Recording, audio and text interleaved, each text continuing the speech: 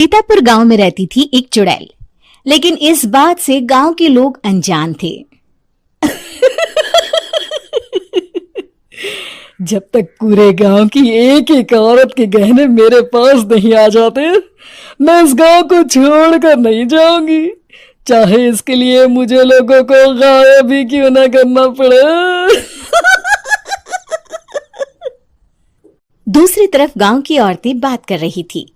अरे सुन रही हो, ये देखो, मैंने कल ही नया हार बनवाया है सोने का, कैसा लग रहा है? बहुत ही अच्छा। अच्छा है ना, पहले तुम पहनो, फिर शादी में अपनी होने वाली बहू को दे देना। और क्या, सोने चांदी का यही तो फायदा है, जितना पुराना उतना महंगा। लेकिन एक एक पैसा बचाकर ये लेना सच में बहुत मुश्किल हो रहा था मेरे लिए। तभी वहां पहली का पति आ जाता है।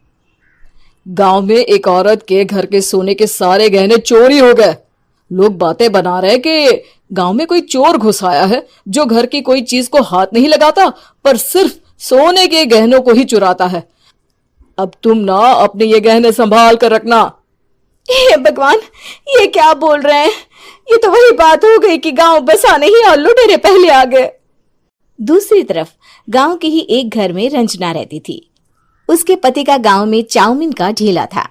एक दिन उसके घर में एक औरत आती है। अरे रंजना, तू गांव में नहीं है तो सोचा तुम्हें बता दूं।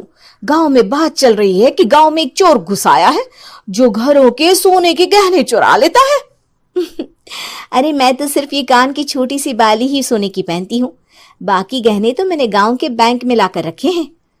ये क्या होता है? ना बाबा ना, हमारे गांव की औरतें तो गहने अपने पास ही रखती है। जब कहीं जाना हो तो बस अलमारी से गहने निकालो और पहन लो। दूसरी तरफ एक औरत हाथ में टोटके वाली छोटी सी गुड़िया लेकर घर में चली आती है। अरे कोई है? घर की औरत है क्या? क्या है ये गुड़िया? ये कोई ऐसी वैसी गुड़िया नहीं है, ये जादुई गुड़िया है। इसको घर की अलमारी में रखना। अगर तुम्हारे घर पर किसी की बुरी नजर होगी तो रात भर में ये पतली सी गुड़िया मोटी हो जाएगी। मैं कल आकर ये गुड़िया ले जाऊंगी और तुम्हारे घर की सारी बुरी नजर छूट जाएगी, समझी? अरे वाह, ये तो बहुत कमाल की गुड़िया है, दे दो। कितने की है एक? अरे नहीं नहीं नहीं, ये फ्री की है। मेरा काम इस पूरे गांव को बुरी नजर से दूर रखने का है। हाँ।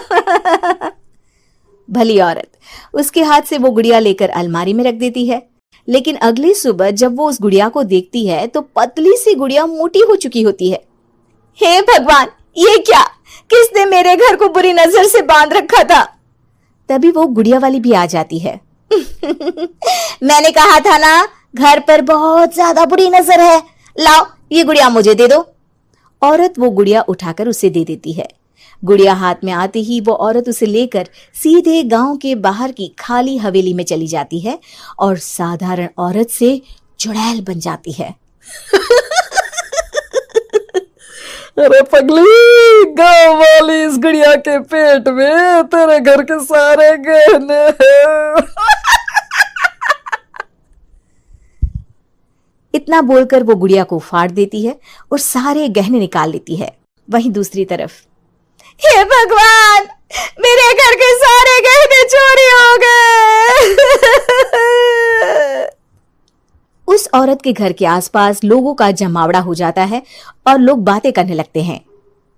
लो जी, ये भी घर गया।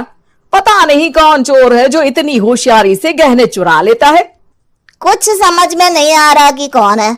लोग तो घर से कहीं जाते भी नहीं है, न ताला लगे न घर खाली हो, फिर भी रातों रात गहने चोरी हो जाते हैं। अरे हम तो कहते हैं लोगों को बारी बारी चौकीदारी करनी चाहिए, चोर को तो पूरे गांव वाले मिलकर पकड़ ही लेंगे। लोग बारी बारी घरों की चौकीदारी भी करते हैं, लेकिन चोरी होने का सिलसिला रुकता ही नहीं। फिर एक दिन रंजना के पड़ोस से भी रोने की आवाज आती है। अरे आज ही घर की बुरी नजर उतरी और आज ही सारे गहने भी चोरी हो गए। कैसी बुरी नजर? क्या हुआ था? तभी वहां उस औरत का पति भी आ जाता है जिसके घर में गहनों की चोरी हुई थी। हाँ, मेरी बीवी ने भी किसी गुड़िया को घर में बुरी नजर उतारने के लिए रखा था, लेकिन अगले दिन गहने चोरी हो गए। अब रंजना को कुछ कुछ बात समझ में आ जाती है। वो गांव वालों से कहती है, देखिए अब आप लोग चिंता ना करें, जल्द ही चोर पकड़ा जाएगा। उस नजर उतारने वाली गुड़िया को आज मेरे घर कोई भेज देना। फिर क्या था, चुड़ैल को लोग रंजना के घर भेजते हैं। पहली बार देखा है कोई खुद लुटने को तैयार बैठा है। तो तू है जिसे घर की बुरी नजर उतारनी है? ये ले गुड़िया, ये सुबह तक मोटी हो गई तो समझो तुमको और तुम्हारे घर वालों को नजर लगी है। हाँ हाँ, मैंने काफी सुना है। तुम ये गुड़िया मेरे घर छोड़ देना। अरे क्यों नहीं, कल सुबह आऊंगी जब गुड़िया तुम्हारे घर की सारी बुरी नजर लेकर मोटी हो जाएगी, ठीक है? अब क्या था, रात को रंजना ने पूरी नजर गुड़िया पर रखी। वो अपने पति और गांव के कुछ लोगों को घर की खिड़की से घर के अंदर नजर रखने को कह देती है, और फिर जो नजारा सब देखते हैं वो हैरान करने वाला होता है।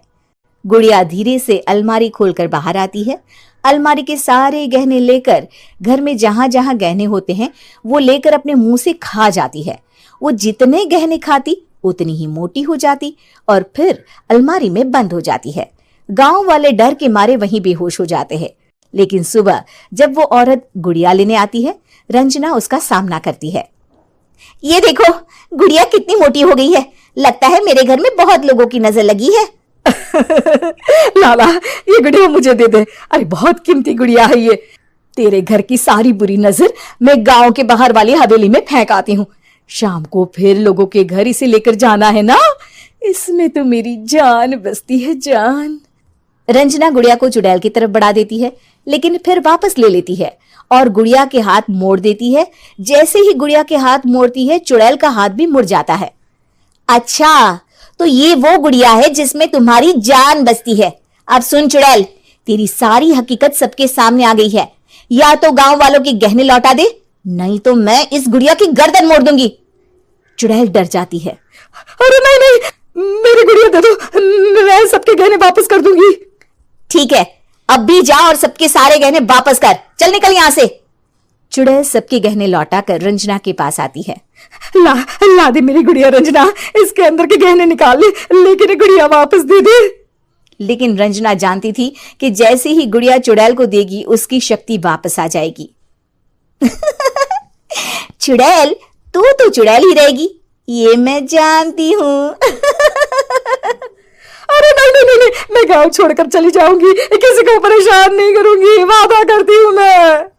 लेकिन रंजना उसकी एक बात नहीं सुनती और गुड़िया का सर उसके शरीर से अलग कर देती है। चुड़ैल सर अलग होते ही गायब हो जाती है। गांव वाले रंजना के साहस और बुद्धि की